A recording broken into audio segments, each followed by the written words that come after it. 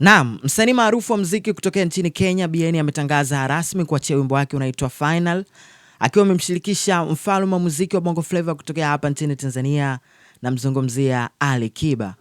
Sasa huu unakuwa ni mwendelezo mzuri kwa msanii Bien katika kushirikiana na wasanii wa Kitanzania.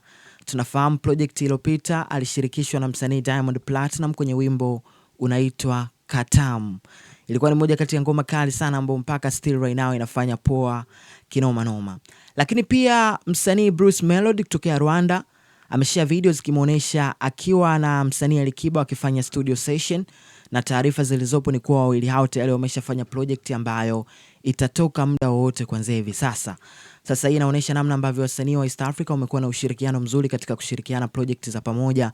Lakini pia huyo msanii Bruce Melody kwenye miezi kadhaa iliyopita alimshirikisha msanii nyota wa muziki wa Bongo Flava kutokea hapa nchini Tanzania, na mzungumzia Diamond Platinum kwenye wimbo wao unaitwa Pom Pom Niko na Mahomi, moja kati ya ngoma kali sana ambayo ina pop sana kwenye club bangers za Tanzania, na inatengeneza pia sound ya kipekee ambayo still sisi kama wana East Africa tunajivunia kweli kweli. Sasa swali ni je, kwenye huu wimbo ambao utatoka tarehe 23 wa Final wa Bien akiwa amemshirikisha Ali Kiba, tunafahamu wote ni wataalamu kwenye kutunga nyimbo kabisa, lakini pia linapokuja swala la sauti na rhymes za kimuziki, Bien na Ali Kiba ni top kabisa.